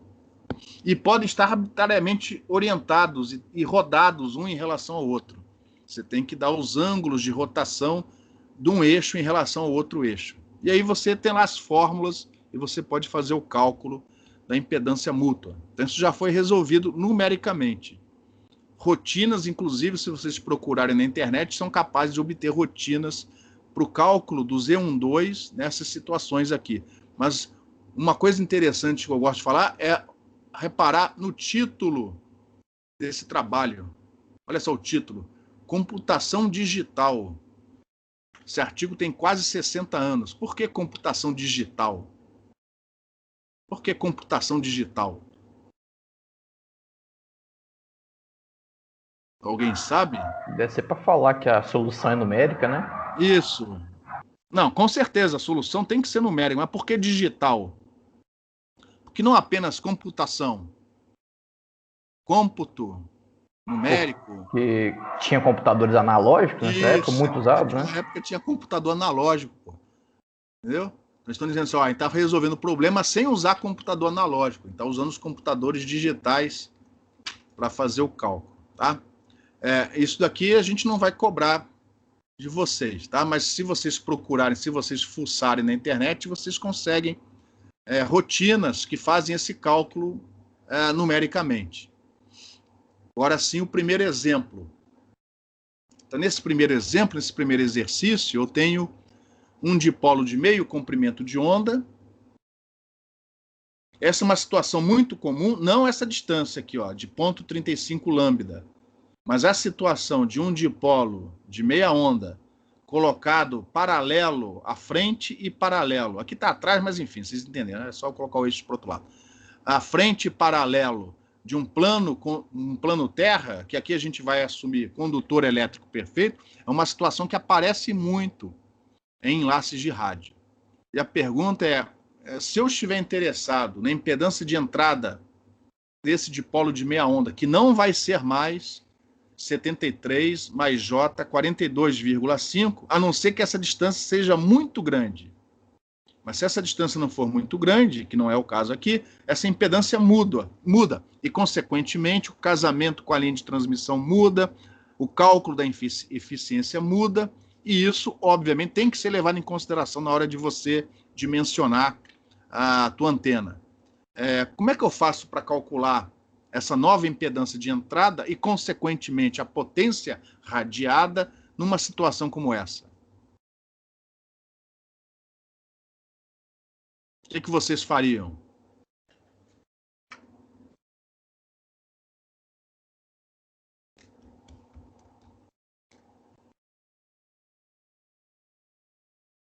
Bora, pessoal. Aplica o teorema da imagem?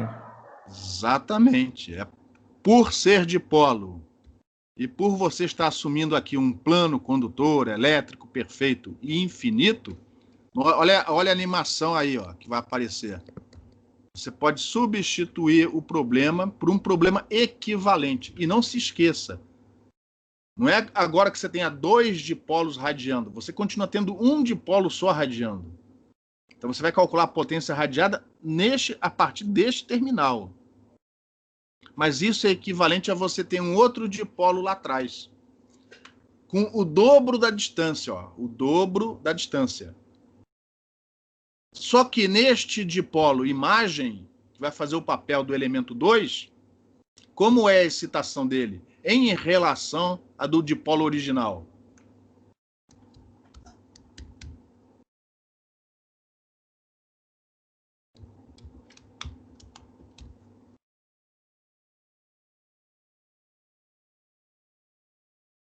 Como é a excitação desse dipolo? Qual é a excitação que você vai pôr na porta 2?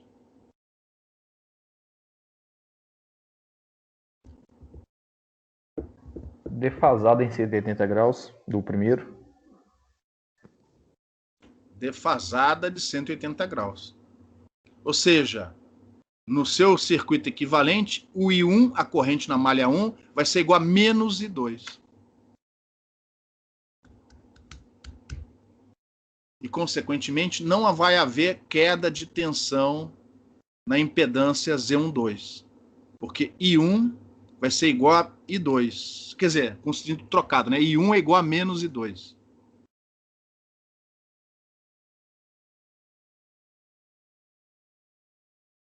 Aqui, ó, bom, valores. A gente vai assumir, como os elementos são idênticos, Z11 é igual a Z22.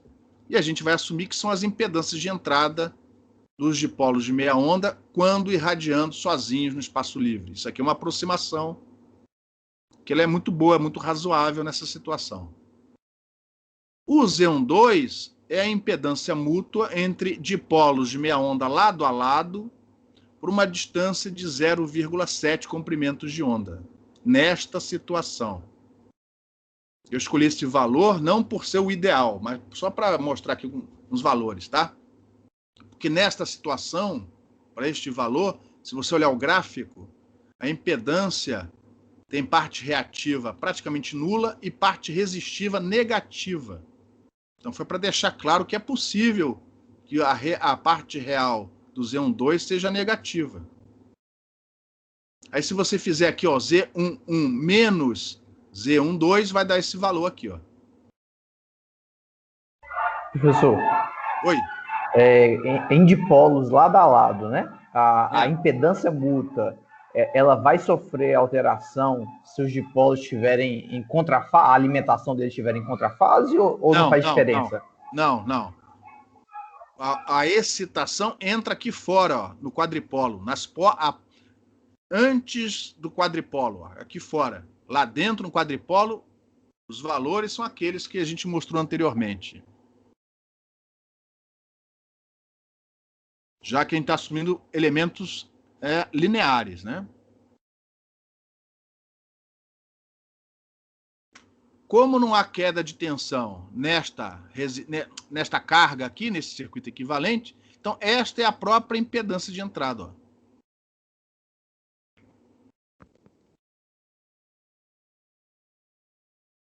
Consequentemente, a impedância de entrada percebida, né, aqui nos terminais da linha de transmissão, não é mais 73 mais J42,5. É 97,7 mais J42,5 ohms.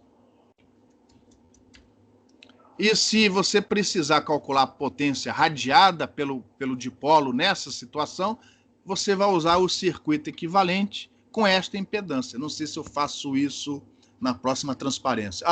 Assumindo, então, que você tem uma corrente na entrada. Repara que eu voltei para a situação original. Se eu tiver uma corrente na entrada de 1 miliampere, pico a pico, né? Porque nossos fasores são pico a pico. Uma corrente na entrada de 1 miliampere, a potência radiada você obtém simplesmente resolvendo esse circuito equivalente aqui. Ó. Aí já é questão de circuitos.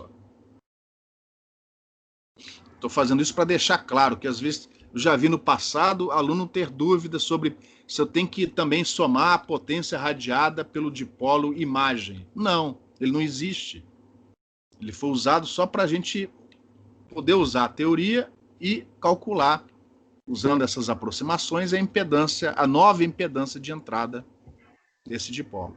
Professor. Oi. Por que a potência radiada foi dividida por 2 e não por 4, já que a corrente é pico a pico? Não, foi um erro meu, então. Eu vou apagar esse PP aí, viu? Põe só 1 miliampere. Esse PP eu me confundi, tá? Aqui eu resolvi o problema assumindo 1 miliampere. Esquece aquele PP ali. Beleza? Você tem razão, tá? É 1 miliampere, valor de pico. Eu nem precisava nem pôr aquele PP ali. Eu troquei, tá? É 1 miliampere. Beleza? Beleza. Corrija, 1 miliampere. Isso vai aparecer em outros exercícios, tá? Pelo menos mais um vai ter de novo 1 miliampere PP. É 1 miliampere. Se fosse meio, você tem razão. Teria que... ia ser meio ao quadrado. Ia ser até pior. Tinha que dividir por 4 o resultado. Não era só dividir por 2, não. Teria que resolver... Porque ia ser 1 meio, ia virar aqui 1 quarto. Ia ter que dividir isso por 4. Então, isso aqui realmente foi errado. É 1 miliampere. Não precisava ter colocado esse PP aí. Tirando isso, alguma outra pergunta?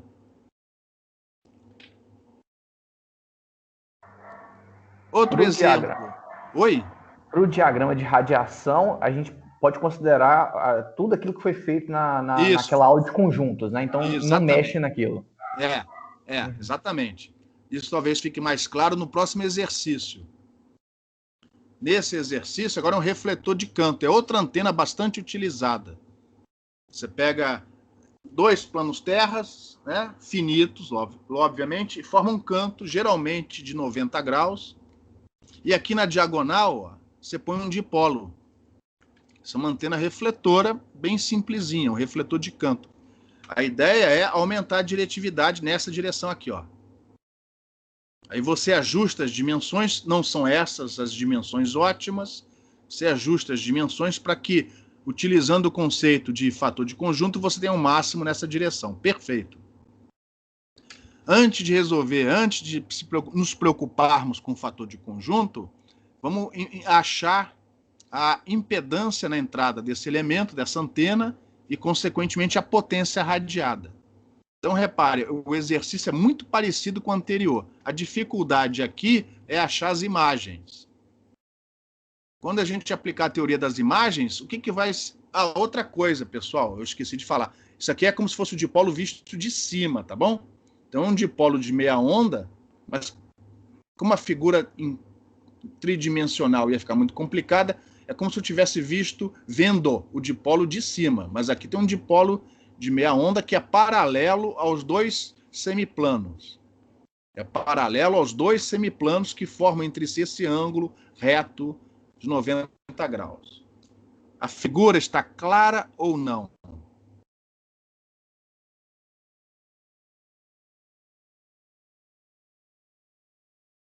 Como é que eu resolvo esse problema? Quais são as imagens resultantes para esse problema aí? Acho que vai aparecer 3 imagens, 3 dipolos, né? A mais. Repare, quando eu aplicar a imagem em relação a este plano, do lado de cá vai aparecer uma imagem, como antes, defasada de 180 graus, porque a corrente é paralela ao plano. Então a imagem está defasada a 180 graus. Mas repara, tem este outro semiplano aqui, ó. Eu tenho que também projetar este cara para o outro lado. Então, quando eu aplicar a imagem sobre este daqui, ó, vai aparecer um dipolo, que é o dipolo original, a sua imagem defasada sobre um plano infinito. E aí eu aplico novamente imagem, no final aparece isso daqui. Esta imagem e esta estão defasadas, mas esta daqui, como é a imagem dessa, está em fase com o dipolo original.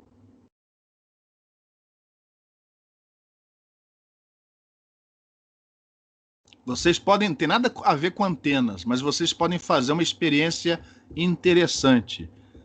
Quer dizer, eu acho interessante, não sei se vocês vão gostar. Quando você se olha no espelho, o que acontece com a sua imagem?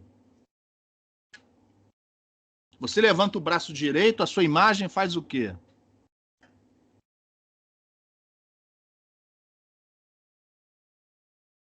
Levanta o braço esquerdo.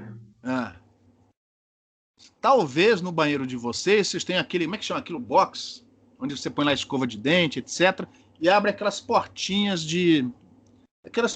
espelhadas. Dependendo do que você tiver, você consegue fazer com que aquelas portas, né? Você abre as duas portas, uma forme um ângulo de 90 graus com a outra, exatamente 90 graus. E aí você se põe aqui na diagonal. Vai aparecer uma imagem, você vai aparecer metade, né? Num espelho e metade no outro. Você vai ver esta imagem aqui. Adivinha o que vai acontecer quando você levantar o braço direito?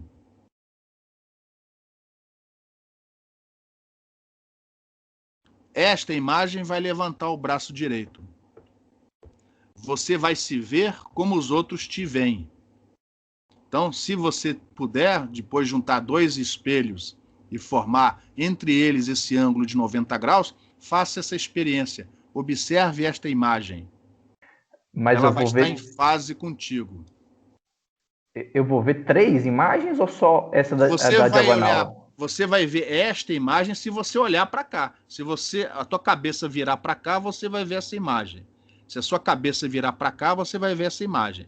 Se a sua cabeça estiver olhando para cá, você vai ver esta imagem. Se você tiver os olhos do Pelé, capaz de você ver as 3. Entendeu? Beleza. E o espelho tem que ser grande, né? Se ele for truncado aqui, você não vai ver direito essa aqui, entendeu? Se o espelho for muito grande, você vai ver as 3. Bom, vamos continuar. Neste caso, repare que temos 4 elementos. Então, tentar desenhar o circuito equivalente é a furada. O que você vai ter que fazer, ó, é usar a matriz. E nessa matriz, repare, eu já disse que o Z12 é igual a Z12. Não, Z12 é igual a Z21 e vice-versa. Mas também, ó, Z13 é igual a Z31, que é igual a Z12. Z24 é igual a Z21 e por aí vai. Então temos apenas dois valores distintos para as impedâncias mútuas. Entre os elementos aqui, ó, ao longo dos lados desse retângulo, no caso aqui é um quadrado, porque as dimensões são iguais, e na diagonal, que eu chamei aqui de Z14, ó, que aqui a distância é maior.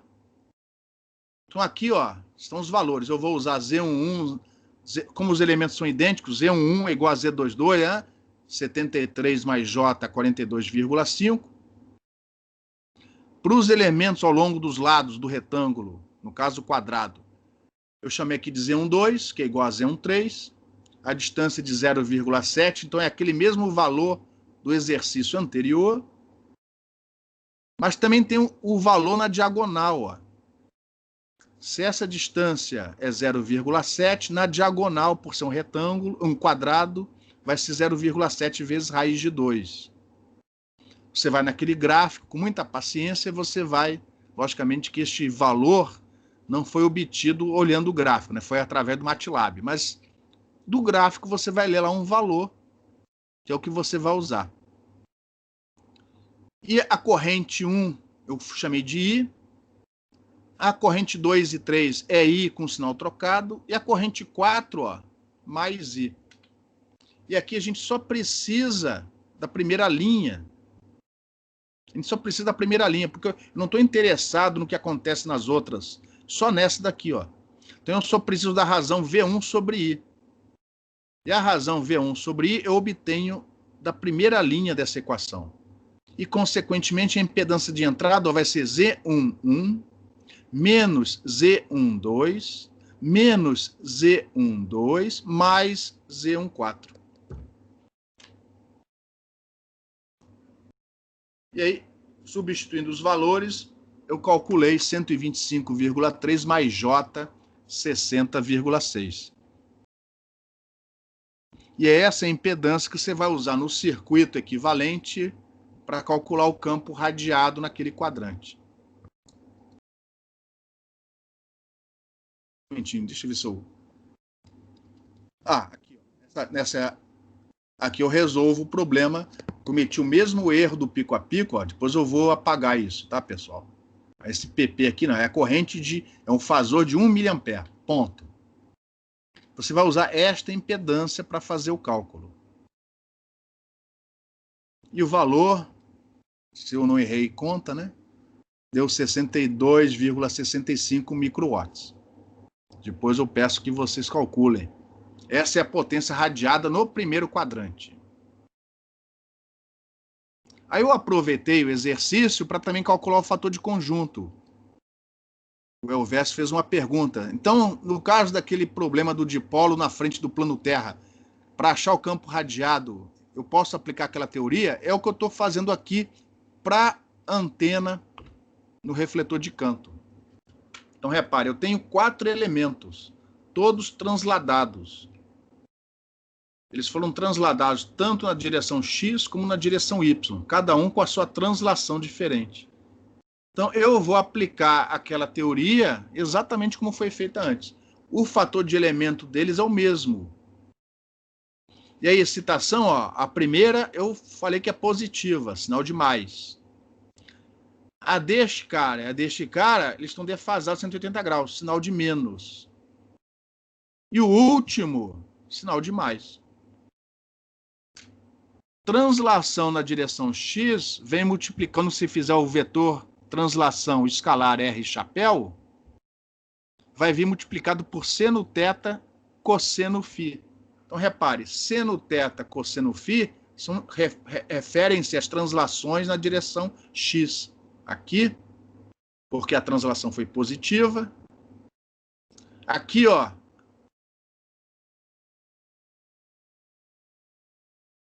é dessa antena aqui de baixo, é da antena 2, porque a translação em X foi positiva.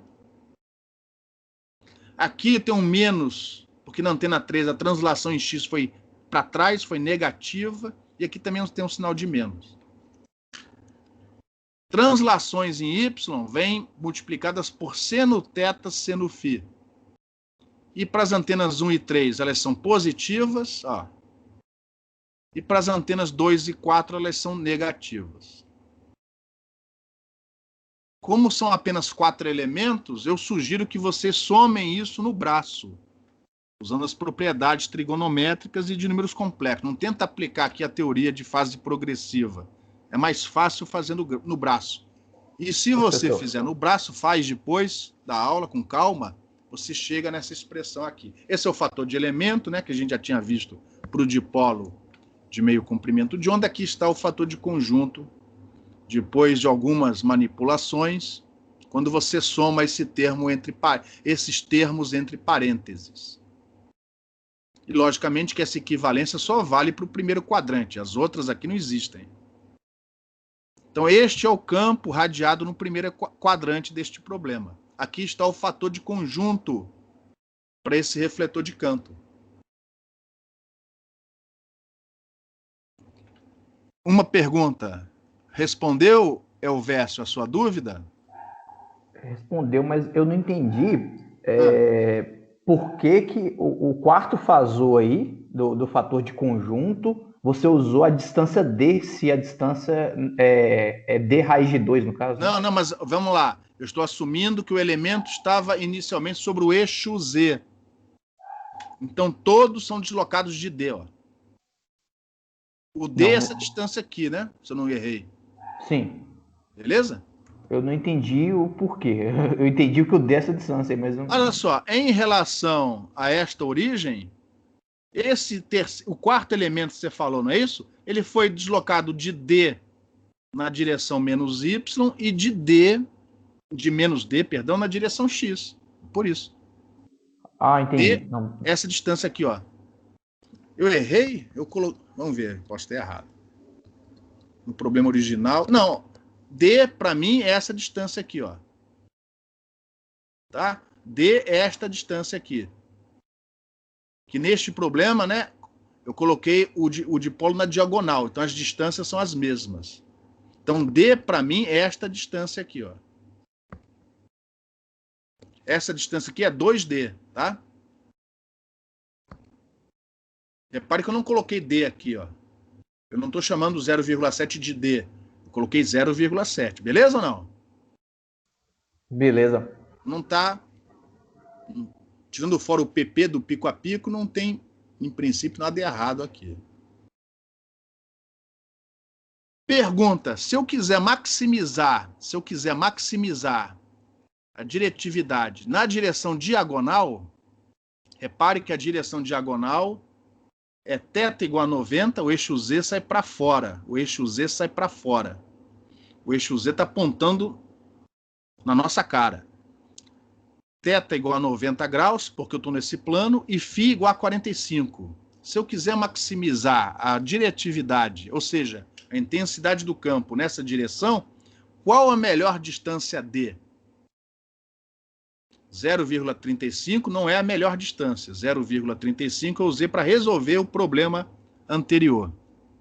Então, eu estou aproveitando este exercício na última transparência. Essa aqui é aquela que eu mostrei antes para fazer o cálculo da potência, ainda assumindo uma distância 0,35. Então, na próxima transparência, eu agora deixo a distância D para ser calculada. Então, qual seria a melhor distância D? Eu estou aproveitando a geometria para resolver um outro exercício. Qual é a melhor distância D para eu maximizar a diretividade nessa direção, que é a intenção do refletor de canto? Então, aqui o que eu fiz? Eu peguei aquele fator de conjunto que eu acabei de calcular. Aqui ele de novo, ó. Substituir os ângulos θ e φ de tal maneira que eu esteja na direção específica, né? Para 90 graus, θ vale 1. E para 45 graus, tanto o cosseno como o seno valem 1 sobre raiz de 2. Ó. Então, nesta direção específica, este argumento e este são iguais. Então, isso daqui vira seno ao quadrado de KD dividido por raiz de 2. Em relação a essa equação, alguma pergunta? E aí, qual é a distância ótima para você maximizar a diretividade naquela direção específica? É fazer com que o argumento seja múltiplo de 90 graus. De preferência, usando sempre a menor distância. Então, a melhor distância é fazer o argumento igual a π sobre 2. Então, você vai igualar KD dividido por raiz de 2 a π sobre 2. E aí, finalmente, ó, essa é a distância ótima para o refletor de canto. Ótima em termos de fator de conjunto. Aí você teria que repetir para esta nova distância a análise que a gente fez antes, para ver se a impedância também fica com um valor interessante. E aí, dependendo do valor de impedância que você quer e a diretividade que você quer, você pode colocar isso num pequeno otimizador para no final tentar otimizar o ganho. Lembrando que o ganho é sempre o produto da eficiência pela diretividade. Você tem como calcular a diretividade a partir daqui, você tem como calcular a eficiência resolvendo um problema semelhante ao anterior em função da distância, você otimiza isso para tentar achar a melhor posição para o dipolo excitador num refletor de canto. Alguma pergunta?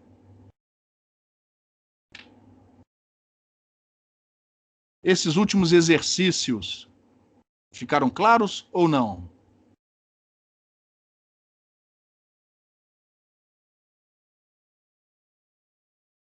Bom, então eu vou encerrar aqui a gravação. Eu fiquei devendo a explicação do teorema da reação, mas tem uma explicação, só que eu pulei por ela, tá?